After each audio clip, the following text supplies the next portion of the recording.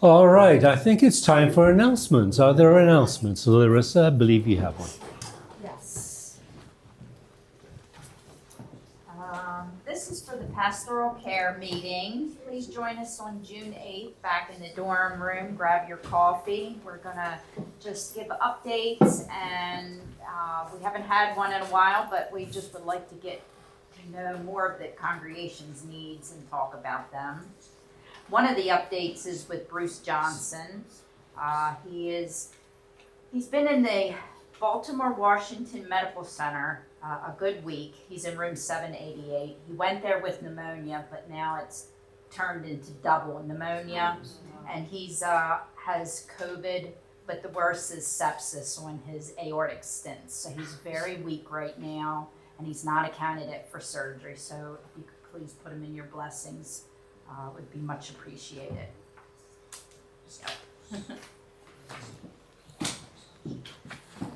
So I have one announcement for the transition team and then a practical announcement regarding the end of the service today. So we're moving into one of the most busy times for the transition team. The hope is that over the summer, we'll be able to gather the information that we need to be able to come up with some kind of a profile, and then move into creating a portfolio sometime early fall. To do that and to do that well, we need the input of the congregation. And we're asking you to do one of two things. Number one, if you haven't already, you're going to be receiving telephone calls from the transition team, inviting you to be part of a small group of neighbors. We've broken the congregation down into neighborhoods, and we're going to invite you to engage in some deeper conversations. The CAT, as you know, gives you a lot of data, and there are some areas that came up with the CAT that we feel needs further conversation and needs your input. Yes, it will take some of your time, but I'm hoping that you will invest that time into our congregation's future. Because again, the more voices that participate, the richer will be the information that we have, okay? No, we're not asking you for the qualities of your index priest, like can he walk on water? Does he fly without a parachute or airplane? Not going to be asking you those questions. We have enough information for that piece, but there's a lot of other information that we need. And you all are part of the puzzle in helping us figure out what that is, okay? So that's one. Simultaneously, beginning next Sunday, I'm going to be inviting you to do some exercises. Next Sunday, the exercise will be to look and try to discern what our identity is. Simple exercise. I'm going to ask you, and we'll send this out in advance for those of you who are introverts like me and need to sit with a piece of paper for a period of time to kind of gather your thoughts. I'm going to be asking you simply to name adjectives that describe St. G's. Adjectives that describe St. G's. So be thinking about that, and that will be our little mini task next Sunday. Now, today's service. This is the sixth Sunday of Easter, but it's also Rogation Sunday, which is a Sunday that precedes Ascension Day. Ascension Day is this coming Thursday. It's the 40th day after Easter. It is not a movable feast. Last time I checked, 40 days are 40 days. It's not 41 or 45. So we'll be having a noon Eucharist on Thursday to honor Ascension Day.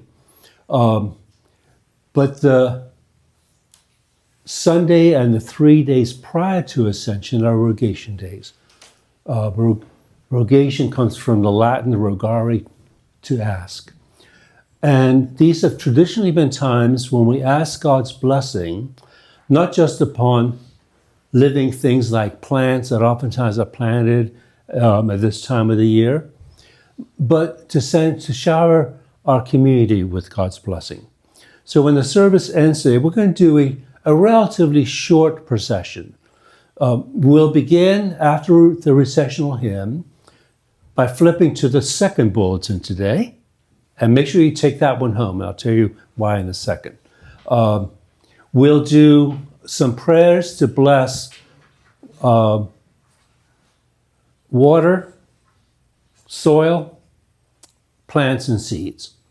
Okay, so we'll do that here.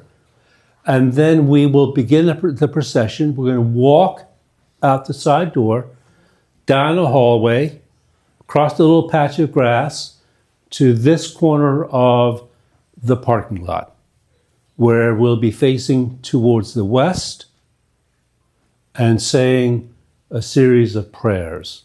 We'll then walk across the parking lot to the next corner, where we will face north, another set of prayers. Come to where the driveway curves to that corner, face east, say another set of prayers, and then walk to the front of the church to where the sidewalk comes, face south for the final set of prayers, and then the final blessing. And that's that, okay?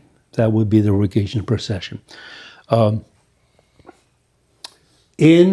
the very, very back of that bulletin, there is a rite of blessing for a garden, which is why I want you to take it home.